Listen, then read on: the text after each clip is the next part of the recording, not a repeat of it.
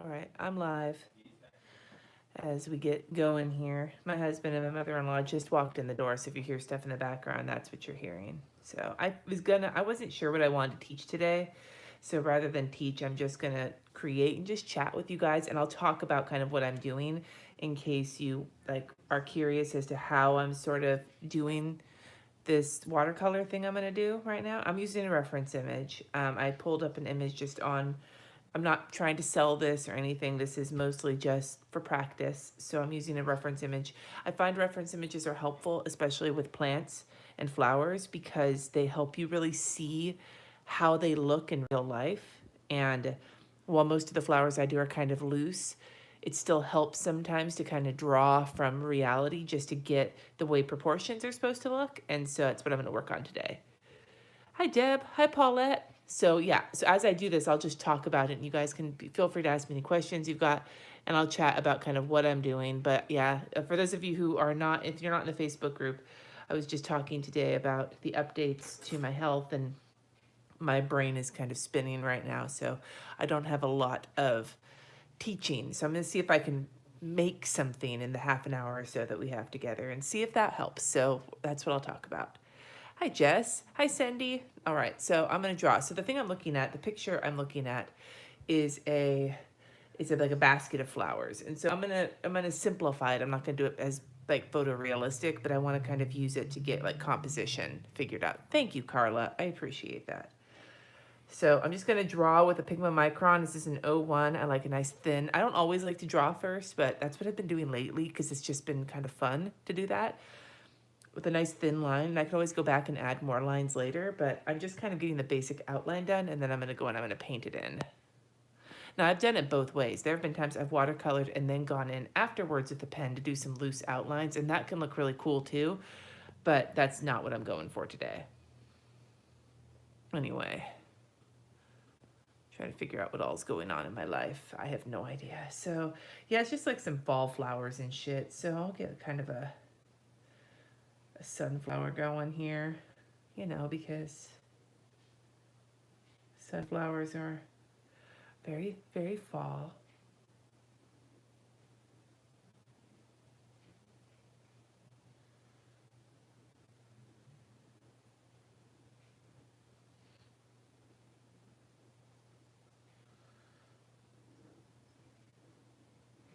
It's a janky looking petal, but I don't care. I find sometimes I'm not gonna be able to turn this. I like to be able to turn this when I'm drawing, but because I've got all this shit piled on top of it, I can't turn it. So this might be a little bit interesting. I have a lot of trouble drawing petals like this without turning the paper.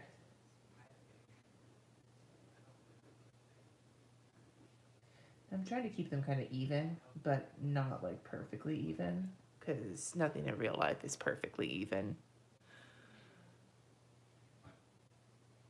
That could be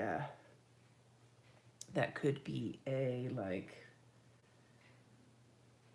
you know, philosophy situation there. Just drawing like a bit of a rose here. Just sort of and then I'll draw kind of like a sideways rose here.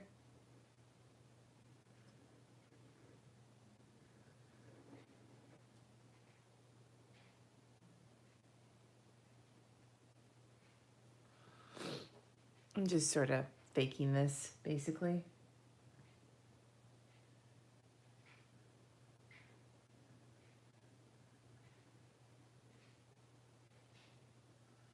And then we'll get like a lily up here. It's kind of like it's flipping you off.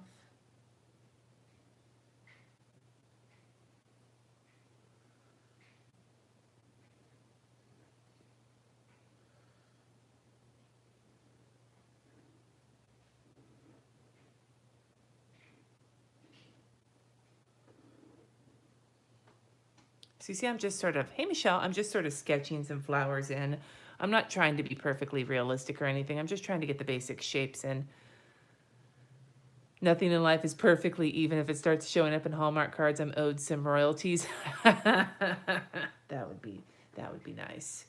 Yeah, right though. I wonder like how often you get like Hallmark card people and people like that kind of trolling like internet, like to listen to people on the internet just mutter things that they think sound like super perfect, and then they don't ever have to pay them because they just sneak in and out, and then that person isn't even aware that the people stole their shit. You know what I mean? This is some deep thoughts going on here. I'm not sure this was supposed to be a rose, and it sort of turned into something else. I'm not really sure what. So I'm just drawing some flowers here, and I'd like to get some like some tall situations, kind of like with like some, you know, like little.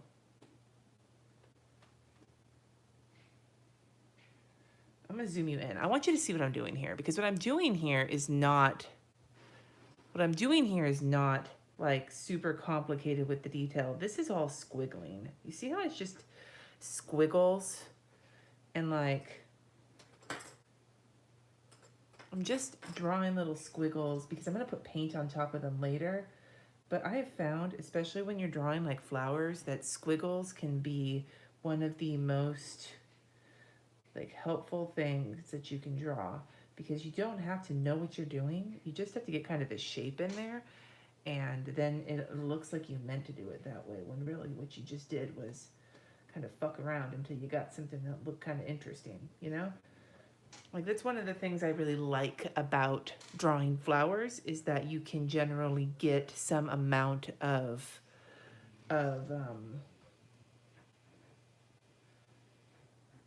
let's draw some like fall like foliage down here.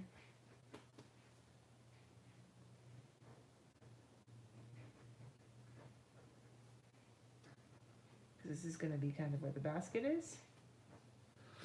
But it gives you just sort of a ability to draw something that's, it looks kind of like I've described this before with doodling, where you do something where from far away you kind of got the idea of it, but you get up close and it's like a hot fucking mess.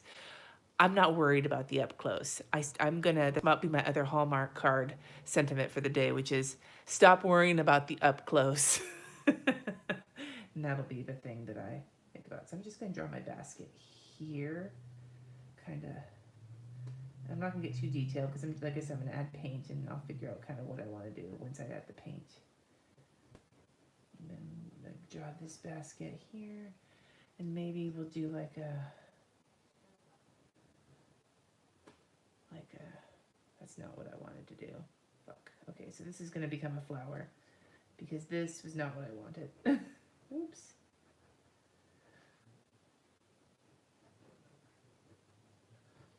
See, I was going the wrong direction. It's fine.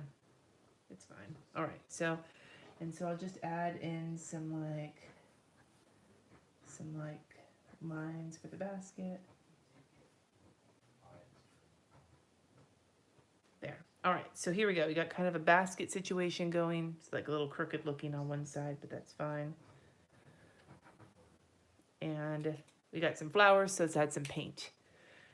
I can always add like a table or something underneath it later if I want to. But you guys kind of see what I'm going for here with just getting like the, hey Nicole, just getting some of the, did I miss anyone else showing up in here? Will the micron not run with the watercolor? No, it'll be fine. Pigment microns are permanent. They're waterproof. Now, sometimes there's a color transfer, but I'm just going to give this a second to dry before I start putting water on top of it. I haven't had that much of a problem with them with watercolor paints, especially if I'm using the super thin one. When I use a bigger pigment micron, like a fatter one, sometimes there's a bit more color transfer, but they tend to be pretty good with the watercolors if you use the super skinny one. And this was an 01 that I used. All right, so let me grab a appropriately sized brush. I'm going to use this one. It's a round number 4 brush, my Pigeon Letters brushes, which are still my favorite brushes right now. So I just thought I would let you know that. All right. So I'm going to go in with some yellow to start with for the sunflower. I'm going to take some of this, just like yellowy yellow, kind of just sort of put it on top of the petals here. I want to add a little bit more color to like detail them, but I'm going to just start by putting the basic color down for the petals of the sunflower.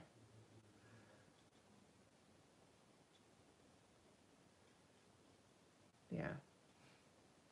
Now remember, with watercolors, one of the tricks is to control the amount of water you're using. If you use too much water, it'll start to bead up and leave those like watermarks on the paper. If you don't use enough, it gets really concentrated. And if you're looking for like the transparent like building, then you want to kind of be careful with that. So it just takes practice, and it takes getting to know, which is why doing stuff like this, where you're not really worried about the end result, you're just trying to experiment with it. That's why it's important, because you get to know your paints and kind of how they interact and like behave under different pressures. So that's just something to think about while you're working on it. So I've got that, and then I think I'm gonna probably want at least a little bit more yellow. So maybe these guys are probably gonna be orange, but maybe I can add some yellow to start with, because remember, I'm gonna add some water first. You start with the lightest color first, and then you work your way down. So I'm just taking a little tiny bit of the yellow and kind of putting that in here to kind of add like a little bit of a base to this flower here. So what I'm doing over here is I'm picking up some of the color, and then I'm just putting it on the mixing tray. Here, let me see if I can, there. Right here, I'm just putting on the mixing tray so that I can pick up just a little tiny bit of it with water, as opposed to going like full freaking ham with the actual yellow. You know, I just want to put a little bit down just to kind of do like a soft yellow, because I'm going to make this orange when I'm done with it. I just want a little bit of the yellow there as like an initial first layer. Aw, Sarah, I'm sorry. Well, I've only been live for a few seconds. You just missed the drawing part, and you can catch that on the replay. I'm painting flowers and chatting kind of about my process while I'm doing it, because my brain is just fried after all of the shenanigans of today. All right. Now I'm gonna step away from those for a second and go into the roses. I'm taking a look at like the picture I'm looking at to kind of see. The roses have some yellow in the center of them, so I think I'm going to take some yellow over there as well.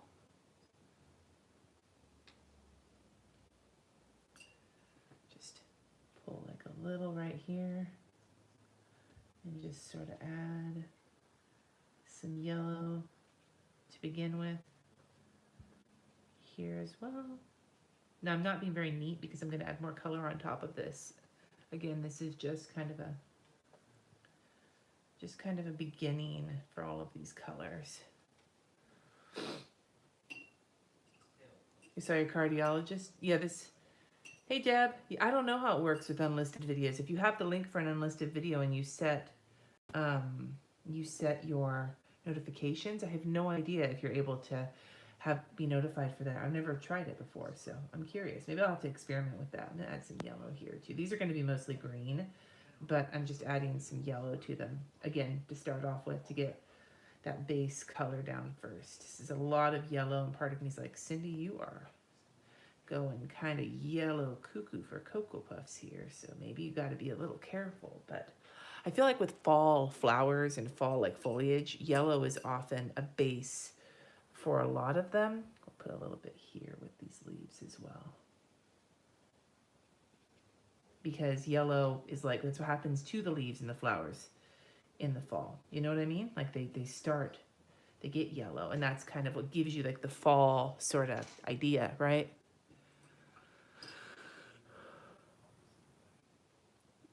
You need some happy little clouds. It does create a cohesiveness throughout my piece. Yeah, guys, if you ever have any watercolor questions, Nicole is always someone to go to, because Nicole knows her shit. These are happy little flowers, Christina. Happy little flowers. Well, I hope that everything works out, Deb. Okay, so I'm going to go back into the sunflower now, and I'm going to start adding in some darker around the edges of it. And I think I'm going to go with got like a brown, and I'm going to kind of mix it in with this yellow. A brownish red.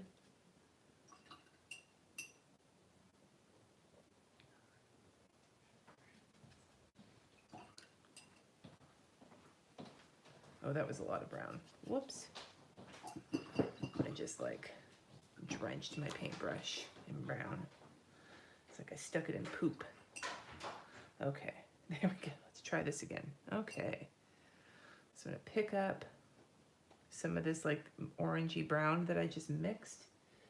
I'm just gonna kind of add a little bit here at the like where the center of the sunflower is, just to kind of darken it. You're still not brave enough? Well, Nicole, you should share it with us, because even if you're afraid to share it publicly, we're not public. We're personal here. This is private time here. So you should share with us so that we can see it, because I guarantee your art is better than you're giving yourself credit for. We are our own toughest critics, which is one of the things I find so invaluable about working with you guys, is that, uh-oh, work sucked. Oh no. Oh, that's awful. I hope that she's okay, Sarah. I hope that like there isn't like a stroke or anything. So I'm just gonna kind of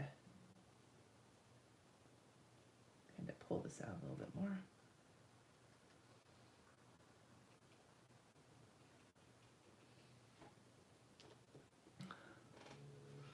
Modified bed rest. Well, good luck, man. I'll be thinking about her. I mean, I know that's not really always very helpful, but you know, it can.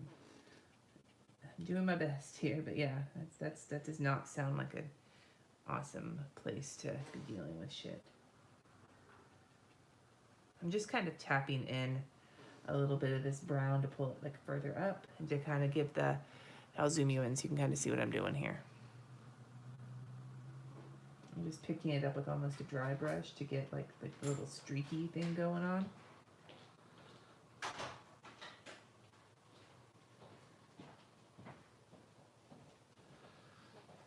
I'm getting paint on my fucking sweater. That would just be perfect.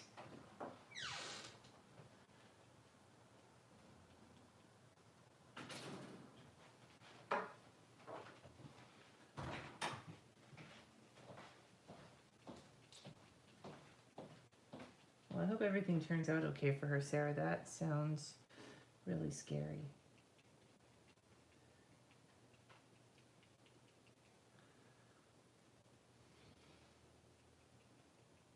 All right, now that I've done that, I'm gonna leave the sunflower alone for a little bit. We're gonna move away from the sun. Hi, Chris. We're gonna move away from the sunflower for a few minutes. And we're gonna go up to the lilies, I think. Now the lilies are kind of an orangey red in the picture I'm looking at. So we're gonna sort of work with that. I'm gonna start with some of this orange right here.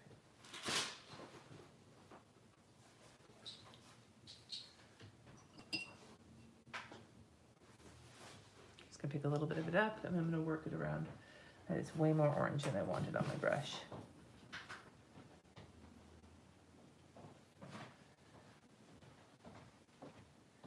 I'm just trying to put a little tiny bit down here, just around the edges of the flowers to kind of add some more. I'm gonna go in more with more darker colors later, but I'm just trying to give it like a little bit of orangey orange here.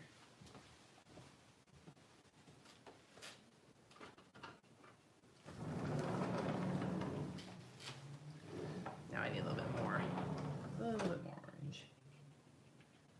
Checking the comments. I keep looking down. Did I draw as a child? Yes. I remember drawing a shit ton when I was a kid. The first like really clear memory I have of art specifically, I think it was because it was tied to winning something, which, you know, always makes you as a kid feel pretty magic. My dad was a windsmith when I was growing up. So if you don't know what a windsmith is, they're the guys that climb windmills and they fix them. And so he was a windsmith for several years when I was growing up, and they had a contest one year for Earth Day, where you had to draw a picture of a windmill, and each age level could possibly win a like a $50 scholarship or something. And so I spent all this time drawing this windmill, and I wound up winning for my age group because there wasn't that many entries, but I was so proud of myself when that happened.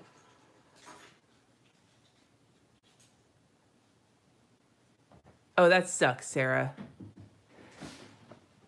Oh, I'm sorry, Deb. Yeah, no, my parents were super like pot smoking hippies who, like, me liking to draw was something about me they understood. Me liking to study and like think about school was not something they understood, but they did understand the need to be creative. So I'm gonna go in now.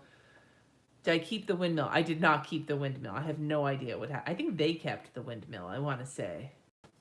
All right, so I need to start adding some pink and like red into the roses really quick while I let the lilies start to dry. So I'm gonna take this red, like kind of a cherry red. I'm gonna really like dilute it down a little bit. And then I'm gonna pick up some water, pick up some red, and I'm gonna just take, it's way more than I wanted, but that's okay. I'm gonna go around the edges here and just kind of blow this out just a little bit. I don't want like tons of detail yet. I just want to kind of, I'm gonna dab that off just a skosh. There we go. I'm just trying to add like a layer of pink to it. Your daughter is obsessed with drawing. So one of the things that that I read somewhere that I'm not very good at is that there are some apps that they make if you're a parent and you're trying to hang on to your kids' artwork, but you don't want to carry all, like, hang on to all of like the papers, that there are apps that will help you like take pictures of your kids' artwork and like catalog it, and that way you can get rid of the ones, like keep the best ones but get rid of like the rest of it. I haven't bothered with that, but I read about it somewhere, so I'm just gonna put a little bit of red here to like kind of there. I'll let that dry. Now notice I'm kind of working to each flower and working my way around so that it dries in the time that it takes me to get back to it. If someone's taking art classes for a while, people say it's natural ability.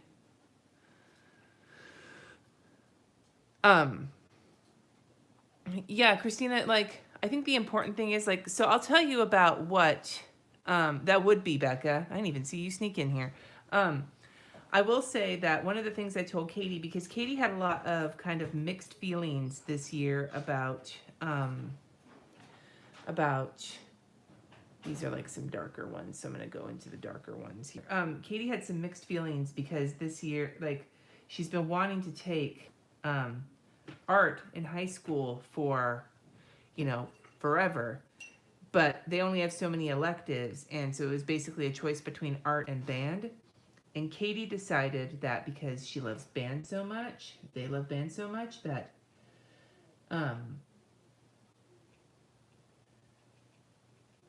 Katie was like, I can keep learning art on my own.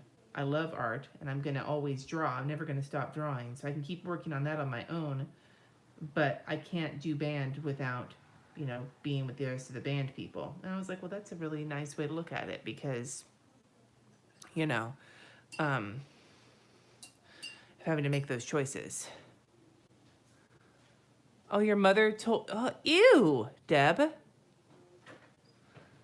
You don't have to fill the whole page with paint. That's bullshit. It goes into a whole like rant that you can go into about whether or not, let me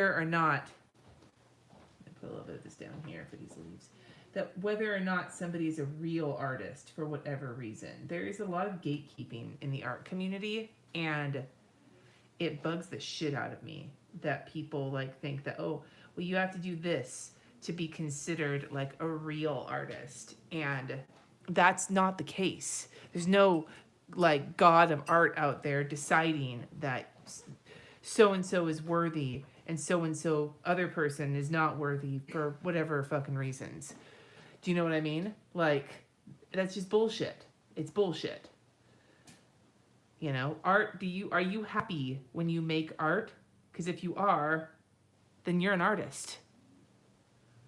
Because that's the core of what art is something that you create to make you happy. If one person is happy with what, like, happy because of something you made, and that person could be you, then you're an artist, as far as I'm concerned. And that's the only criteria is, does making art make you happy? You know. So apparently I'm the god of who decides who's an artist, and that's how I decide. Good.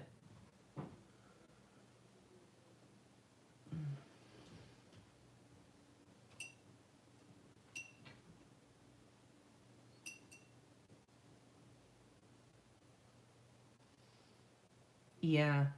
They have one period, Stephanie, they have one period of band. There's more than one period. If Katie ever wanted to learn to do jazz flute and do jazz band, then it would be 2 periods. But marching band / concert band is 1 period. So that's the only choice that Katie would have to, like, officially make, I guess. So I'm going with 2 different browns to, like, do the inside of the sunflower, and I'm just kind of dotting it on there to give it like a texture.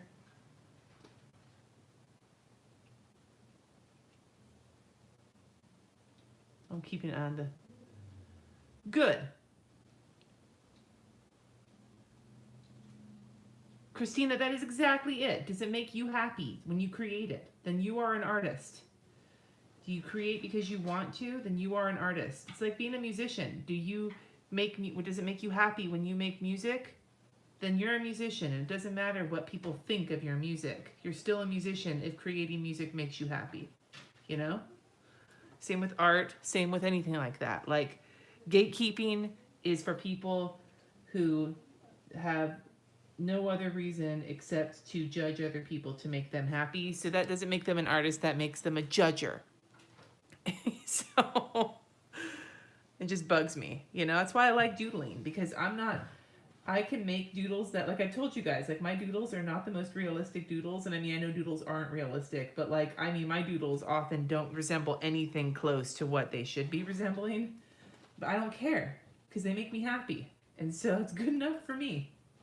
And fuck what anybody else says. Fuck them right in the eye. Right, Jesse?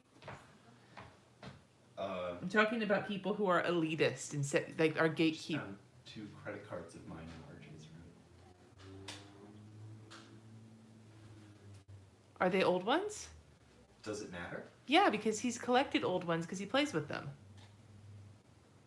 No, this one's still valid for like 3 more years. And I have no idea where he got it. You know he's a hoarder. Anyway. Okay, so that's kind of where my sunflower is for right now. So I'm going to leave it at that for a minute, and I'm going to move to a different flower again. Makes them judgy, McJudgy pants. Yes. That is exactly it. All right, so I'm going to take some of this orangey red, and now I'm going to go in kind of right along the edges here.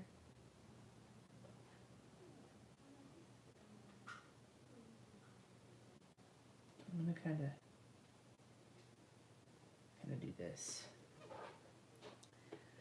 I'm going to do it sort of here too, just to kind of add that texture you see on, like, lilies, like tiger lilies or whatever they are. But then I'm going to go back with some water and kind of blend it a little bit.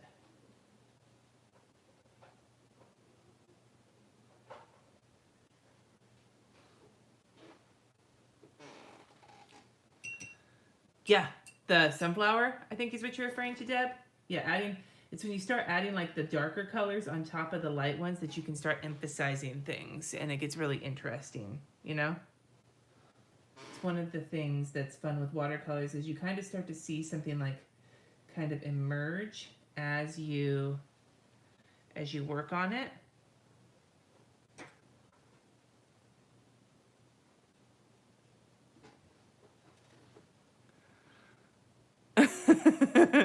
These are your happy little lines, Christine. Yeah, no, there's nothing. Okay, so I'm going to know if any of you guys identify with me on this. I have consistently throughout my life been someone who has like interests that blow in and out like the freaking wind, right? Like there are times when like I'll get like watercolors has been one of the things that's been kind of a constant for me in my life. Same with like lettering. But when it comes to certain other crafty things, like I went through an embroidery phase. I went through a knitting phase. I was never very good at it and I really didn't like it, but it was the arm knitting was the one I got really into. But yeah, like things just get interesting to me and then I make them for a while and then out of nowhere it's like, oh, I'm done with that. And then I move on to something else. Like there isn't even any there isn't even any pause to it. Cross stitch, yeah, cross stitch for me, especially when I was in like high school.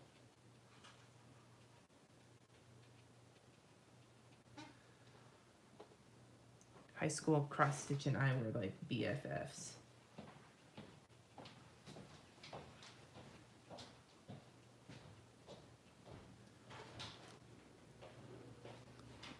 The latch hook things, my grandma loved the shit out of those. Like the rugs or whatever. Yeah, no, I think crafting, that's why that show, the Making It show, I thought was so cool because it really did draw some attention to the idea of crafting as an art form, which I don't necessarily think, a lot of other people might think about, like people who aren't crafters themselves, like, because, maybe traditionally it's been like the kind of the, even though it's not just for women, but it's been traditionally considered to be like women's stuff. And women's stuff is historically, things that are considered to be women's stuff, historically undervalued. I mean, shit, look what happens when, and this will probably come up when we start talking about gender and planners, but like when like dudes do not have a lot of representation and like non-binary people especially do not have a lot of representation in the planner community, but when a guy does show up, often there's like a frickin' like people throwing their panties at him, and it just blows my mind. It's like, that's just, it's fucking bizarre to me. So I'm just adding some red here to kind of add some detail to this flower. Or they treat them like a novelty as opposed to a person, right? Nick Offerman and Amy Poehler are absolutely wonderful humans, and their banter on that show was the greatest thing, man. Their puns, I don't even like puns, and I was tolerating their puns.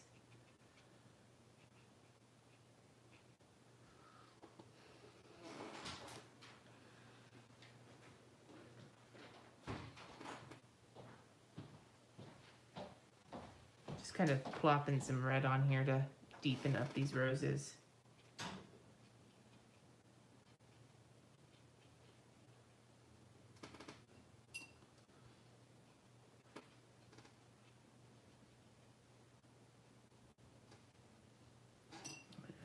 Dab you off, my dude. There we go. Your husband calls it serial hobbyist. Oh my God, Carla. Aw, hey, Beck. Yeah, no, it's like, I don't want to be confined to one hobby or one method of expression, like there's so many fun things to do that just doing one thing just feels limiting. Does it make sense? You know what I mean? Like it feels limiting, and I don't like that. I don't like feeling like there's limits on me. I like there being no limits. Like it's just my thing. I like serial hobbyist though. I feel like that sounds partly like you could be a serial killer and then partly awesome. So we'll go with awesome. Now a little bit more orange here.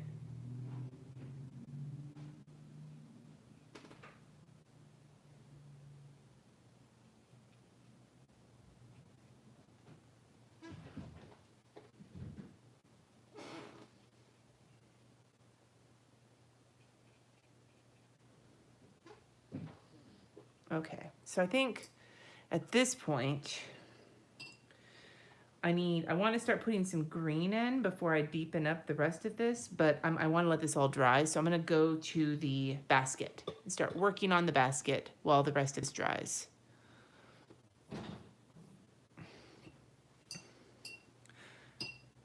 Yep, you're right, Christina. Like, there's some hobbies that lend themselves better to certain spots or certain times of your life or times of your freaking week, you know?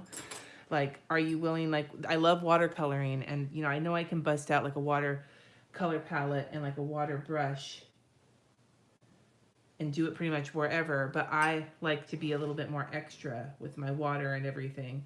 But that means that there are times when, I'm just getting this wet, by the way. There are times when watercoloring is just not really convenient for me. And so I'm going to put down some more yellow, but I'm going to use a slightly different yellow.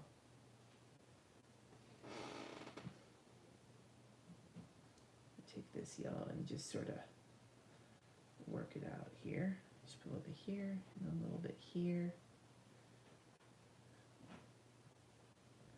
And I will add some water to it to kind of blow it out.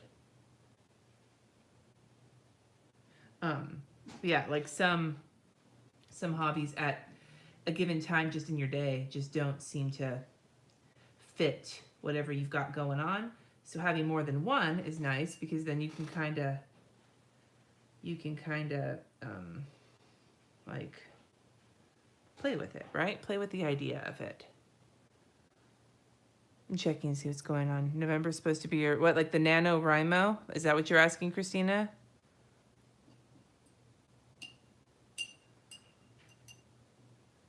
Yeah, we had somebody at my church who's doing NaNoWriMo, and they have like, I'm going to grab some of this brownish color. NaNoWriMo, and they have like writing groups at their house, and they were inviting people, and I was like, oh man, we sound like my internet friends.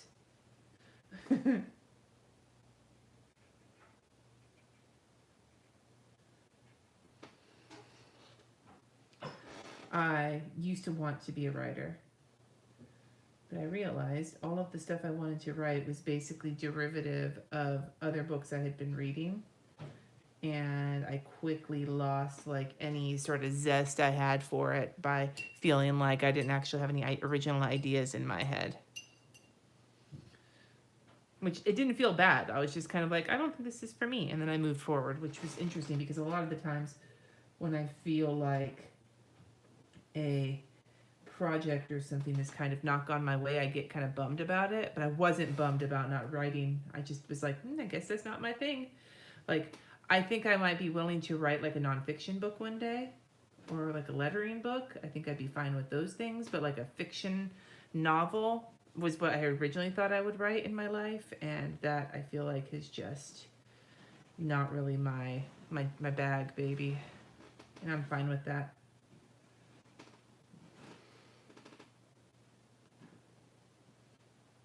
I'm reading about you guys talking about NaNoWriMo in the comments, and that's just awesome because, like, it seems so intimidating to me. Don't you have to write like so many words over the course of a month? Like it's supposed to be like 50,000 or something? And I think that's what I remember hearing somewhere.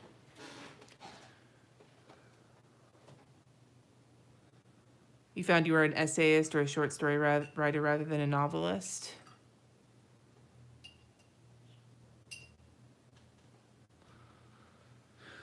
All right, I'm going to start adding some green up here on top, I think. I'm going to go in with this kind of like a leafy green. And I'm going to dot it same way that I dotted the brown into the sunflower. Oops, you guys can't see that. Here we go.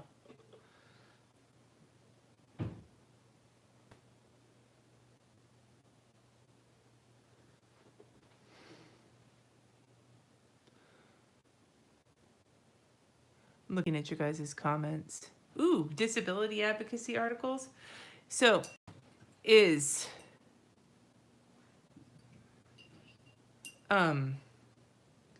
Okay, so I have a question then, Beck. Maybe you can answer this, or maybe any of you guys have had experience with this. Do you feel that, like, writing things like articles, like what you're talking about, does it fuel you in like a creative way, even though it's not creative, like quote unquote creative writing, like novel writing or like story writing is? That it's like, even though it's like a nonfiction article-y kind of writing, do you find that it like feeds your creative juices to do that, or does it have like a different feeling to it? I've never done that kind of writing before, except for like a few times in like school, but I'm just curious about like the difference in feeling when you write something along those lines versus something like, you know, writing like a straightforward like fiction story or something.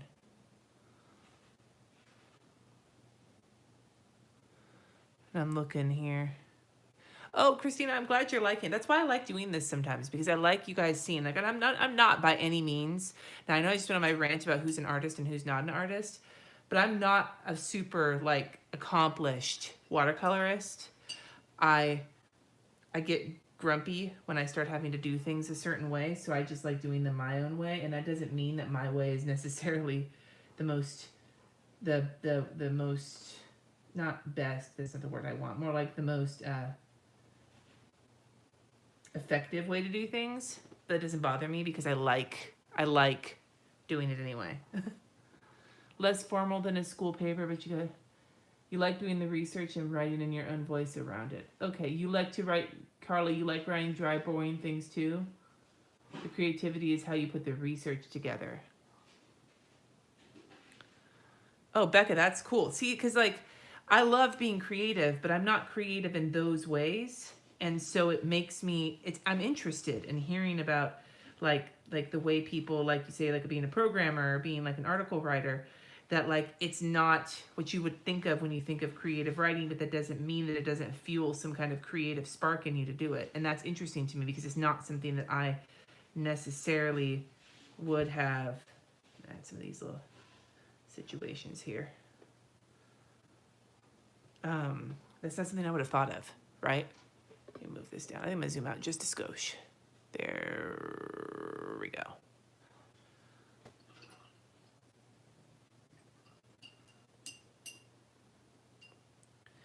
All right, so I'm gonna add a little bit more like deeper colors here in these like leaves. Let me look at the colors on my thingy here.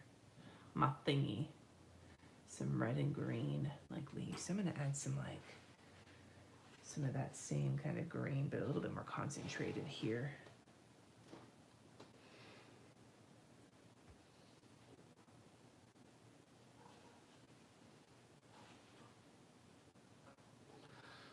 Now I'm gonna pat that a little bit because it's a little too thick. There we go. And then I'm gonna add a little bit of this brownish red to this green. And I'm gonna put some of that in here.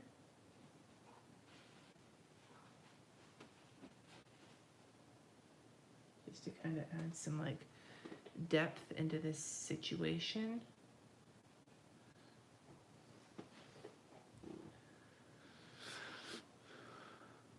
Hundreds of ways to write creatively. It's like putting little details in the painting. Yeah, I just had never thought about it that way because like that kind of writing to me, like writing articles or whatever, seems daunting. It seems like it would be something to stress out about for me, not something that would make me necessarily feel super creative, you know?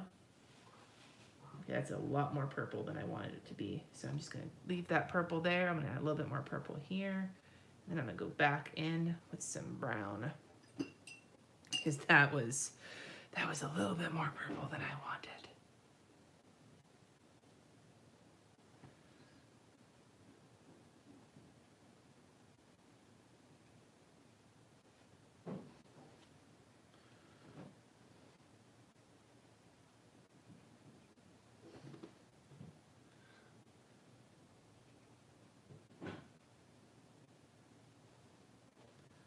Looking at the comments here. Yeah. It's very cool though. I love talking about ways that people like to be creative, however it manifests, because I think that creativity is something that can really help when you are stressed out or feeling bummed about, like, this is helping me. You guys know, I've been super frazzled today. So doing this is really just helping me, like, go to my Zen place. Do you know what I mean? Just the chance, and chatting with you guys. Of course, that also helps. I'm gonna just tap that off a little bit right there. You know me, I love tapping it. But like, it makes me, let me take a little bit of that same darker brown and kind of work it here. A little bit of water.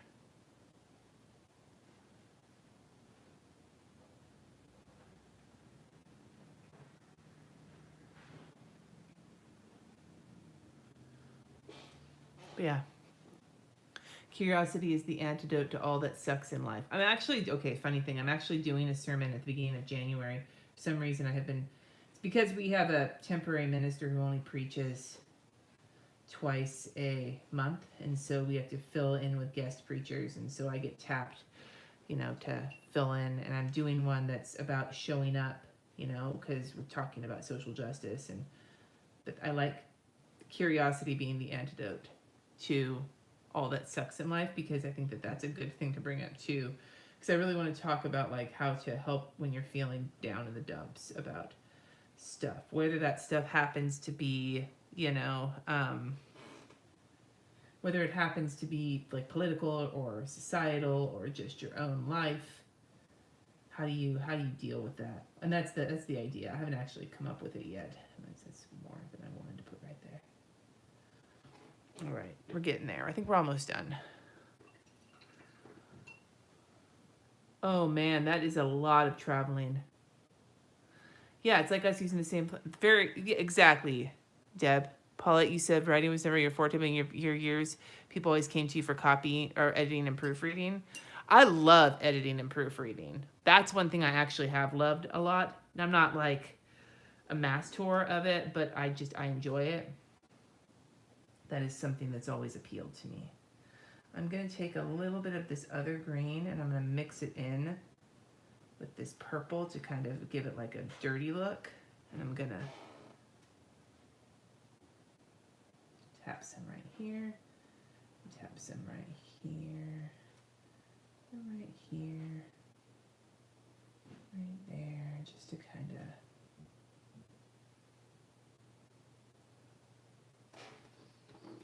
give that a little, maybe add a little bit of it to these, this like dirty green, to this other green to kind of deepen it up. And then I'm going to take a little bit of it as well, and I'm going to go into these things right here just to kind of add a little bit more depth to them.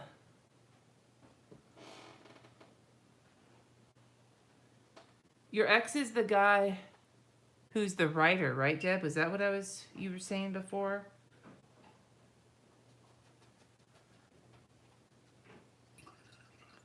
Oh.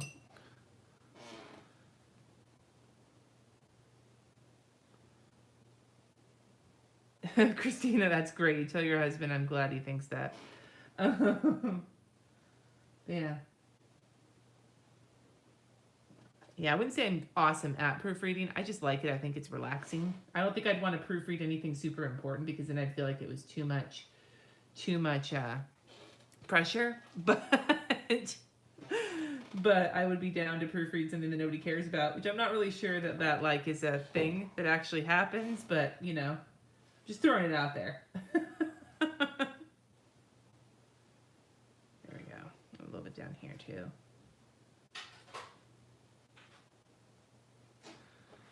All right, I think this might be done. I think if I keep fucking with it, I need to add a little bit more to these leaves though. Maybe I'll take some of that same purpley, like dirty green and just add a little bit more to these leaves. I feel like they just are a little washed out.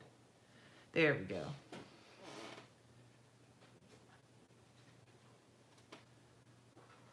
And then I want to take like a little bit of this super dark brown and just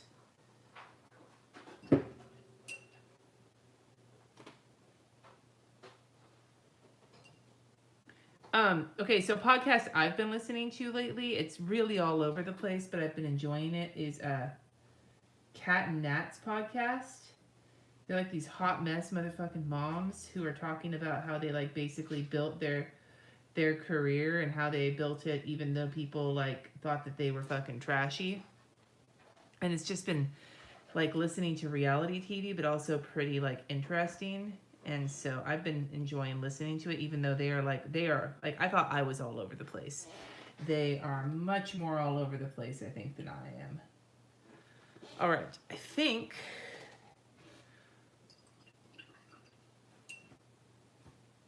Well, you get more on Patreon. They'll testify to that there is more on Patreon. There's more live streams at the very least. So I feel like sometimes I wonder if the patrons get sick of me. I feel like I'm going to add too much to this. I feel like I'm overdoing it.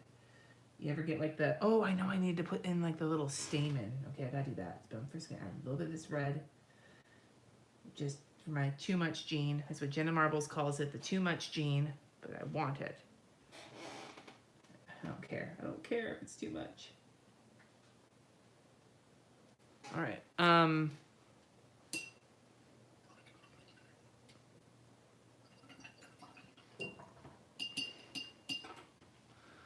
Okay, hold on. I'm almost done. I just have one other thing I want to do. It's these two flowers need a little bit more depth to them. So I'm going to...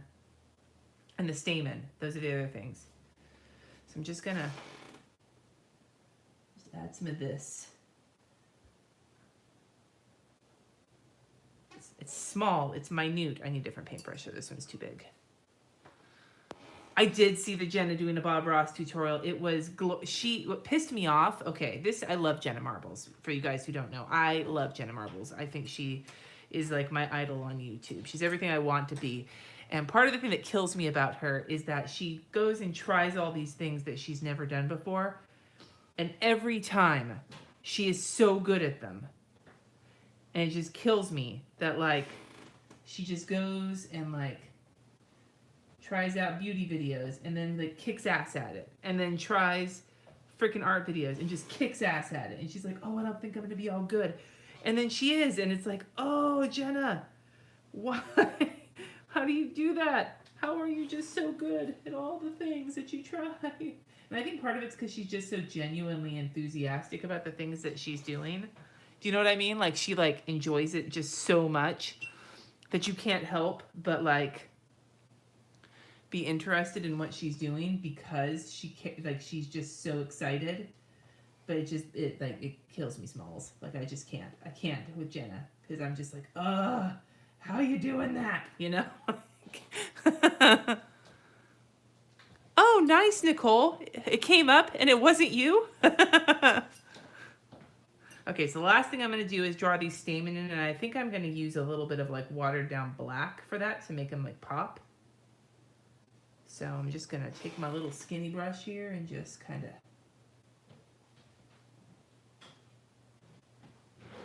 add some dots. And then just add a little stamen down. Just a little tiny bit of black, just to make them pop out.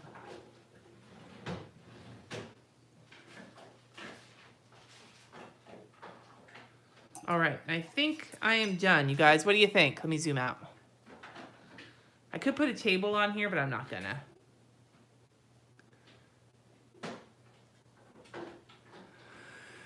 Anyway, you guys, I hope you liked this. I hope that this was at all like useful to you as I was kind of talking my way through it. I know that it like was kind of random, but I appreciate all of you guys hanging out for it. You're